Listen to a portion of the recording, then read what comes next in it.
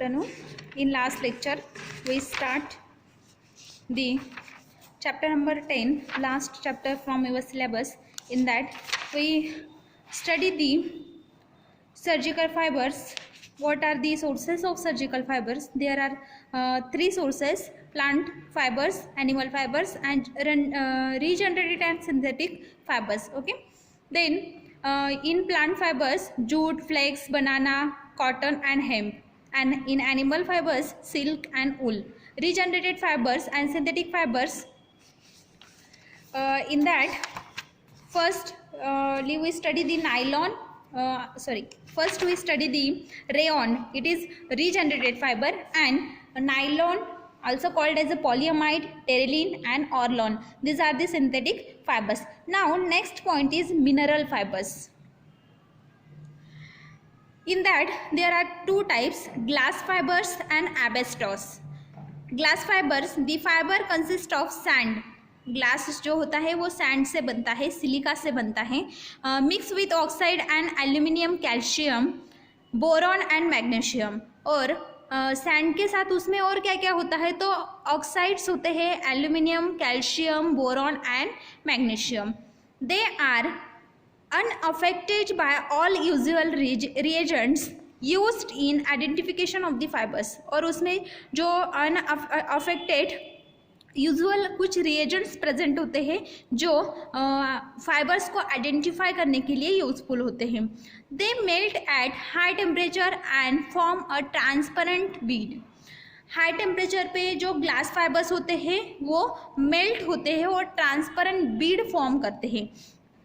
ये जो glass fibres होते हैं ये कहाँ पे यूज होते हैं, तो they are used in filter fabrics for insulation and splitting material. Okay, filter fabrics में वो यूज होते हैं और इंसुलेशन और स्प्लिटिंग मटेरियल जो होता है उसमें भी इसका यूज होता है.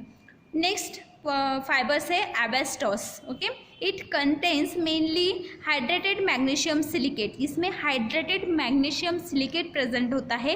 रॉक एस्बेस्टोस जो होता है, क्रूड एस्बेस्टोस, वो वाइट कलर का होता है, येलोइश और ग्रीन कलर का भी हो सकता है. Then it is highly refractive and do not fuse with the heated. Okay, highly refractive होता है और हीट ज़्यादा हीट करने पर भी वो फ्यूज नहीं होता है.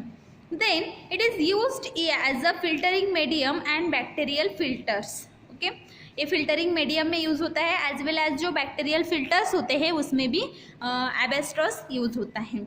नाउ अभी जो हमने देखे वो चार सोर्सेस देखे फाइबर्स के. अभी हमें देखना है सूचर्स क्या होते हैं. This are the sterile threads. Sutures क्या है, स्टेराइल थ्रेड्स है. Strings and strands specially prepared for use in surgery meant for sewing the tissue together. Sutures must possess the following properties. Sutures जो होते हैं वो थ्रेड होते हैं. Sieving purpose के लिए उसे हम यूज़ करते हैं. मेडिकल पर्पज़ में उसका क्या यूज़ है, तो जो टिश्यूज़ होते हैं, लाइक कहीं पे हमें कट लग गया तो वहाँ पे हम स्टिचेस डालते हैं. स्टिचेस बोलते हैं ना कि उसको इतने स्टिचेस लगे, उसको उतने स्टिचेस लगे. तो जो स्टिचेस होते हैं, टिश्यू जो होते हैं, उसको जो सीविंग की जाती है तो उसे बोलते हैं, उस पर्पज़ के लिए यूज़ करते हैं स्टेराइल थ्रेड, जिसे हम सूचर्स बोलते हैं. ठीक है, तो सूचर्स जो होते हैं उसमें कुछ आइडियल प्रॉपर्टीज़ होनी चाहिए. लाइक जो सूचर्स है वो स्टेराइल होने चाहिए. ओके, उसमें कोई भी माइक्रोबियल ग्रोथ नहीं होनी चाहिए और it should not cause irritations. Okay, जो भी सूचर्स होते हैं उसने इरिटेशन कॉज नहीं करना चाहिए. They should have the finest possible gauge and adequate strength. वो जो थ्रेड है वो जितना हो सके उतना, मीन्स इतना पॉसिबल हो सके उतना फाइन होना चाहिए, कम डायमीटर का होना चाहिए. ओके, देन उसमें स्ट्रेंथ अच्छी होनी चाहिए, मजबूत स्ट्रेंथ उसकी होनी चाहिए. Then if absorbable their time of absorption must be known. Means अगर वो थ्रेड एब्जॉर्बेबल है, वो निकालने की ज़रूरत नहीं पड़ती, वो हमारी बॉडी में ही बॉडी टेम्परेचर के साथ में मिक्स हो जाता है, एब्जॉर्ब हो जाता है, तो उसका एब्जॉर्प्शन टाइम जो है वो हमें पता होना चाहिए. Then they are intended to be use for one occasions only. और जो सूचर्स होते हैं वो एक ही बार हम यूज कर सकते हैं, एक ही यूज उसका होना चाहिए. देन सूचर्स में be prepare from the intestinal tissue. Sutures जो होते हैं उसका प्रिपरेशन कैसे होता है, उसे हम कैसे प्रिपेयर करेंगे. तो सूचर्स जो होते हैं उसको हम intestinal tissue and tendon of animals जो होते हैं, एनिमल एंड बर्ड्स, तो उससे हम उसको सूचर्स को प्रिपेयर करते हैं. वैसे वेजिटेबल फाइबर्स जो होते हैं उससे भी सूचर्स प्रिपेयर किए जाते हैं. कैमल हेयर, ह्यूमन हेयर्स, या फिर सिंथेटिक थ्रेड्स जो होते हैं और मेटेलिक वायर्स जो होती हैं उससे सूचर्स प्रिपेयर किए जा सकते हैं, depending upon their characteristics of absorption. उसकी जो एब्सॉर्प्शन कैरेक्टरिस्टिक है, एब्सॉर्प्शन पावर जो है, उसके बेसिस पर digestion in the tissue of the body sutures are known as absorbable और नॉन एब्जॉर्बेबल. मीन्स जो सूचर्स है वो हमारी बॉडी में एब्सॉर्ब होते हैं या नहीं होते हैं, ये जो कैरेक्टरिस्टिक है उसका, उसके बेसिस पर हम उसको दो क्लासेस में क्लासिफाइड करते हैं. फर्स्ट आता है एब्जॉर्बेबल, जो हमारी बॉडी में एब्जॉर्ब हो जाता है, और एक आता है नॉन एब्जॉर्बेबल सूचर्स, जो बॉडी में एब्जॉर्ब नहीं होते. Now various methods are use to sterilize the sutures. Sutures जो होते हैं उसको स्टरलाइज करने के लिए बहुत से मेथड्स यूज किए जाते हैं. स्टरलाइज करना मीन्स क्या, तो पैथोजेनिक माइक्रो ऑर्गेनिजम्स जो होते हैं उससे उस थ्रेड को, सूचर को फ्री करना. Okay, few of the important methods are following. Okay, first आता है केमिकल स्टेरिलाइजेशन. जो थ्रेड होंगे उनको कोई तो भी केमिकल में डालेंगे जिससे वो माइक्रो फ्री हो जाए. Then sterilization by the irradiations. कुछ रेडिएशंस होते हैं जो पैथोलॉजिक माइक्रो ऑर्गेनिजम्स जो होते हैं उसके लिए हार्मफुल होते हैं, तो ऐसे रेडिएशंस के नीचे हम उस थ्रेड को रखेंगे जिससे उसमें होने वाली जो माइक्रोबियल ग्रोथ है वो जो माइक्रोब्स है वो किल हो जाए. देन थर्ड आता है स्टेरिलाइजेशन बाय हीट. कुछ थ्रेड्स जो है उसको हम हीटिंग से स्टेरिलाइज कर सकते हैं. Okay, then heat sterilization involve two processes and sutures are classified into the two categories depending upon the heat resistance. Okay, कुछ ऐसे थ्रेड्स है कि या फिर ऐसे सूचर्स है जो हीट स्टेरिलाइजेशन के बेसिस पर क्लासिफाइड किए जाते हैं दो कैटेगरीज में. कुछ है जो हीट लेबाइल होते हैं और कुछ होते हैं जो हीट रेजिस्टेंस होते हैं.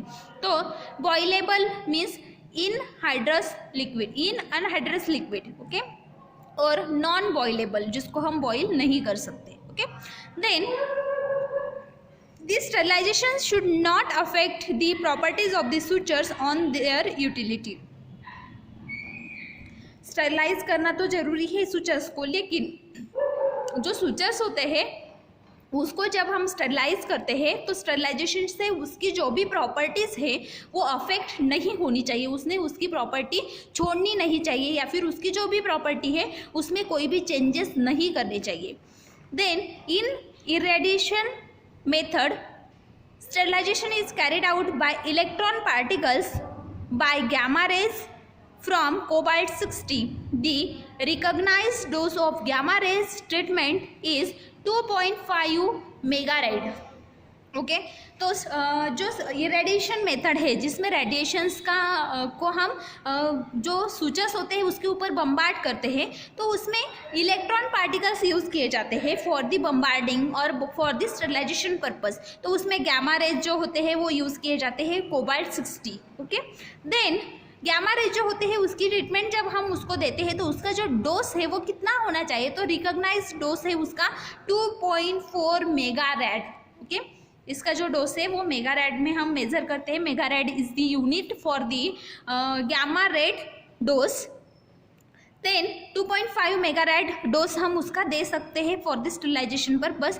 इस डोज में जो भी सूचर्स है वो उसकी जो यूटिलिटी है या फिर उसकी जो भी प्रॉपर्टीज़ है उसको कोई भी अफेक्शन नहीं होता. सूचर्स में भी of the following types. Sutures जो होते हैं उसके 3 टाइप्स होते हैं. First absorbable sutures. Okay, second one is non absorbable sutures and third one is haemostatics. Okay, now first absorbable sutures, in that 2 types. First, sterile catgut. sterile catgut, small intestine of the sheep, ox और appendix of the deer. Okay, sterile catgut जो होते हैं ये जो sutures है ये absorbable होते हैं और sheep का जो intestine होता है या फिर ox और deer का जो appendix होता है उसमें से इसको प्रिपेयर किया जाता है. Sterile reconstitute collagen sutures. Okay, ये भी एब्जॉर्बेबल सूचर्स है, ये कोलेजन से प्रिपेयर किए जाते हैं रिकॉन्स्टिट्यूएंट करके कोलेजन को. देन सेकंड टाइप आता है नॉन एब्जॉर्बेबल सूचर्स. ओके, तो इसमें sterile non absorbable sutures silk और कॉटन से प्रिपेयर किए जाते हैं.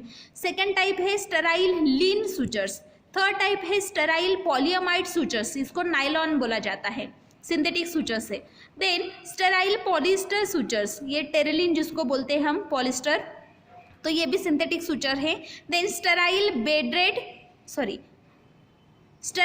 Braided sutures and last type is sterile stainless and silver sutures. Okay, stainless steel या फिर सिल्वर से बनाए जाने वाले sutures.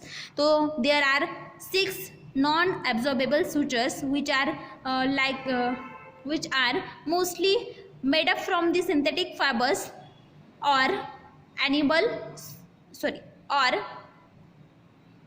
plant fibers, cotton or silk. Okay, then next one is hemostatics. In that, oxide cellulose, and second one is absorbable gelatin sponge. Okay, there are 3 types of the sutures. Now uses of the sutures depending upon the physical and chemical properties and also the desired effect, various sutures are effectively used under different conditions. Okay, sutures जो होते हैं उसकी physical और chemical properties जो है या फिर जो भी डिजायर्ड इफेक्ट्स उसके हैं, इसकी वजह से उसको हम डिफरेंट कंडीशंस में यूज करते हैं.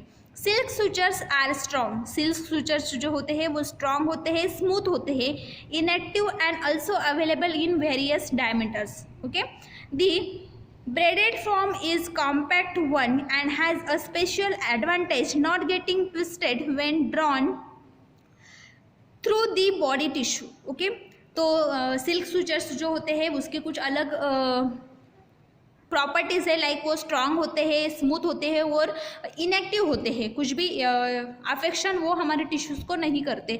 और इसका जो डायमीटर होता है वो वेरियस साइज में होता है. ब्रेडेड सूचर्स जो होते हैं वो कॉम्पैक्ट वन होते हैं और उसमें स्पेशल कुछ एडवांटेजेस है, लाइक वो ट्विस्ट नहीं होते जब हम उसको सीविंग करते हैं. टिश्यूज़ को जब हम सीव करते हैं, बॉडी को जब हम सीव करते हैं तो वो ट्विस्ट नहीं होते. देन नाइलॉन सूचर्स जो होते हैं वो स्ट्रॉन्ग होते हैं, इनफ, बहुत स्ट्रॉन्ग होते हैं. Then enjoy the merit of the utility in the skin and plastic surgery. जब हम उसको प्लास्टिक सर्जरी वगैरह करते हैं स्किन की तब इसको यूज़ किया जाता है.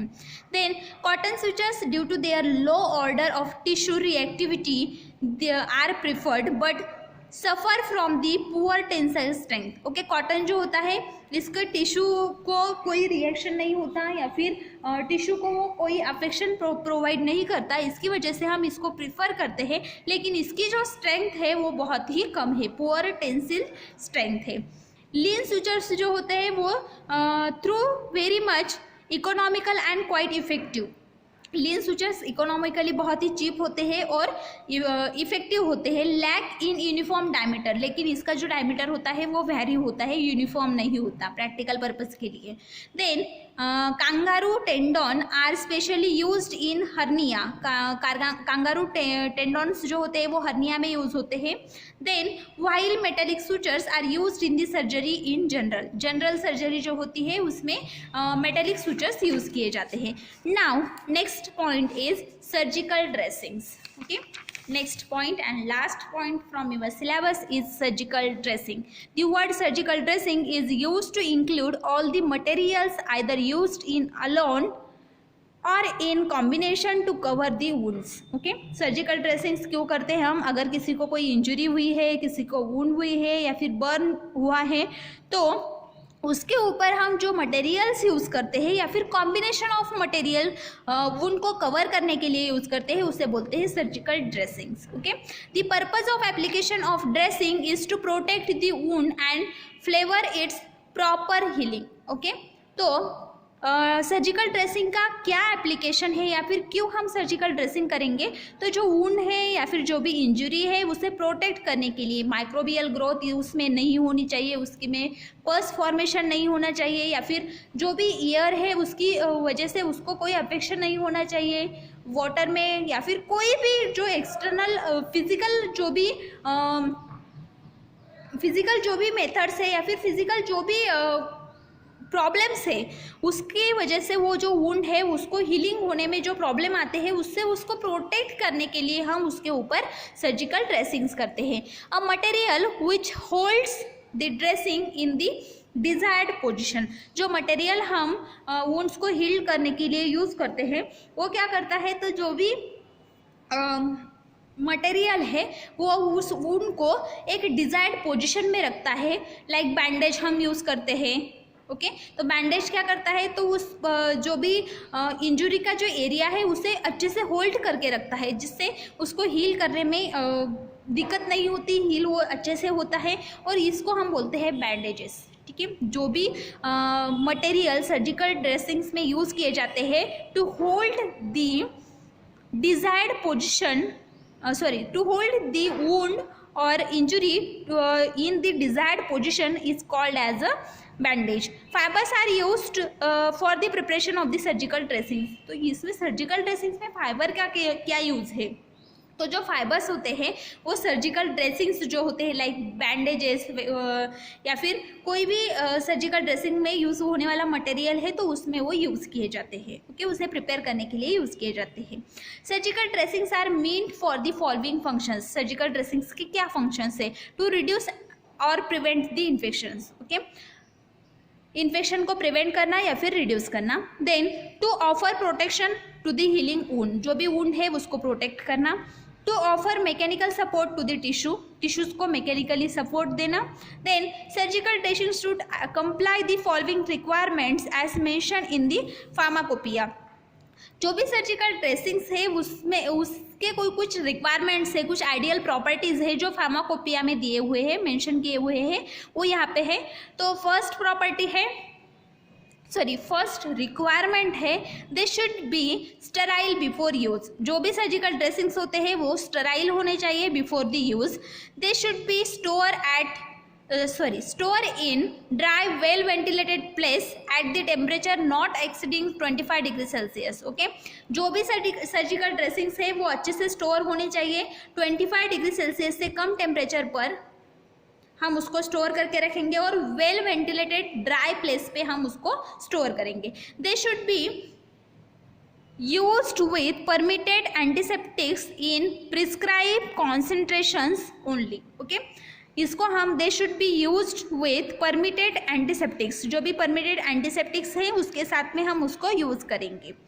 Then they should not be dye unless mention in the monograph, जो भी मोनोग्राफ है उसकी वजह से उसमें जैसे दिए हुए हैं वैसे ही सर्जिकल ड्रेसिंग्स हम यूज़ करेंगे। Additive products should not be allowed to freeze, जो भी एडिटिव प्रोडक्ट्स होते हैं उसको फ्रीज नहीं करना चाहिए, मीन्स सर्जिकल ड्रेसिंग्स को हम फ्रीज नहीं करेंगे।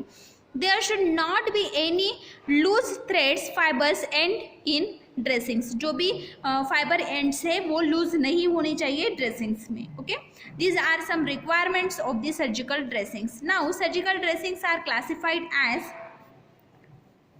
fibers, fabrics and bandages, okay there are three types of surgical dressings. First one is fibers. Fibers are further classified into two subtypes. First is non-medicated fibers, also called as the examples of non-medicated fibers are absorbent cotton, wool, rayon, silk, etc. Medicated fibers are boric acid wool and capsicum wool. Now next types are fabrics. There are woven materials and may be medicated and non-medicated fabrics. Gauze, bandages, plasters are various form of the fabrics. Now bandages, these are the products used in retained dressings in place to provide support from applications of medicaments to the skin. They are waterproof and offer mechanical support and may be fastenable. They may be elastic, non-elastic, adhesive and non-adhesive. Non-medicated bandages, crepe bandage, Dometi bandage, calico bandages, cotton and rubber elastic bandages. Medicated bandages, plaster of Paris bandage, zinc paste bandage, zinc paste ethamol bandage, absorbent lint, absorbent ribbon gauze, boric acid lint, absorbent gauze, X-ray detectable and are the examples of bandages. Now, fourth type is rubber and oil impregnated material. Rubber and oil impregnated material. Belladonna self-adhesive plaster, zinc oxide self-adhesive plasters, etc. British Pharmacopoeia recognize the following types of surgical dressings. Okay, British Pharmacopoeia जो है उसमें कुछ recognize surgical dressings दिए हुए हैं. First one is fiber and related material, viscous wood, cellulose, wedding.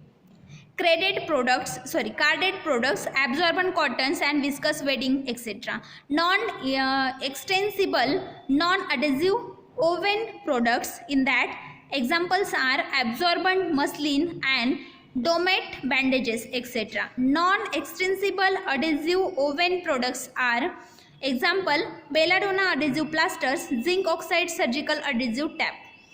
Fifth one is extensible non-adhesive woven products. Examples are cotton bandages, elastic wig bandages, etc. Sixth type is extensible adhesive woven products. Example elastic adhesive bandages and extension plasters. Non-woven products, that is impermeable plastic surgicals, adhesive tabs, permeable plastic surgical adhesive tab, etc. Surgical dressings are also classified as woven dressings and non-woven dressings. There are some recognized surgical dressings which are from the British Pharmacopoeia. There are 7 surgical dressings with their examples. Now next, cotton, silk, wool are used to prepare a number of woven dressings. Cotton silk and wools जो होते हैं वो oven dressings को prepare करने के लिए use किए जाते हैं. They should also comply the pharmacopoeial requirements. Few of them are describe below. Okay, कुछ ऐसे रिक्वायरमेंट्स जो उन्होंने फुलफिल किए हुए हैं, कंप्लाई किए हुए हैं, वो नीचे दिए गए हैं, तो वो हम देखेंगे. Following are the few woven dressings available in the market. Woven dressings जो है वो मार्केट में अवेलेबल है. There are 5 types: absorbent lint, fennel bandage, Domet bandage, crepe bandage, and gauze and cellulose wedding tissues. Okay, in that first, absorbent lint, it is cotton cloth in plain wave from the warp end and which is a nap has been raised. Okay, तो ये cotton का एक cloth होता है, absorbent lint. Okay, then fennel bandage, it consists of a raised fabric of plain wave and it is made up of entirely wool. Okay, then 3, Domet bandage, it consists of a combination of fabric of plain wave where the wrap yarn are of cotton and webbed and are entirely of wool. ये wool से बना हुआ होता है Domet bandage. Fourth one is crepe bandage. It consists of the fabric of the plain wave. Fabric plain wave से बना हुआ होता है. Then wherein wrap threads are of cotton and wool. इसमें cotton और wool के जो threads होते हैं वो यूज़ किए होते हैं. Whereas the webbed threads are entirely of cotton only. और जो web threads होते हैं वो cotton के बने हुए हैं only. Okay. Then gauze and cellulose wedding tissues. Cellulose tissues consist of thick layer of cellulose wedding enclosed in tubular absorbent gauze. Okay, तो इसमें cellulose weddings जो होते हैं उसको absorbent gauze जो होता है उसके साथ enclose किया होता है. Okay, तो there are 5 woven dressings which are available in the market: absorbent lint, fennel bandage, Domet bandage, crepe bandage, and gauze and cellulose wedding tissues. Okay, absorbent lint जो होता है उसमें कॉटन क्लॉथ होता है। फनेल जो होते हैं, फनेल बैंडेज जो होते हैं उसमें वूल होता है। डोमेट बैंडेज जो होते हैं वो कॉटन और वूल दोनों से बने हुए होते हैं। क्रेप बैंडेजेस जो होते हैं उसमें कॉटन यूज़ किया होता है और कॉटन एंड वूल जो होते हैं उसके थ्रेड से उसको वैप किया होता है। और गॉज एंड सेलुलोज वेडिंग्स जो होते हैं उसमें जो गॉज होते हैं, ट्यूबुलर एब्जॉर्बेंट गॉज जो होते हैं वो सेलुलोज से बने हुए होते हैं। So here your surgical fibers and surgical fibers, sutures and surgical dressings. This chapter is end and your syllabus also. Okay, यहाँ पे आपका सिलेबस पूरा ख़त्म होता है। हमने फर्स्ट चैप्टर से लेकर लास्ट चैप्टर तक, लास्ट लाइन तक आपका पूरा सिलेबस कंप्लीट किया हुआ है। ओके, आपको अच्छे से स्टडी करना है, आपका फाइनल एग्जाम के लिए आपको प्रिपेयर रहना है। Thank you.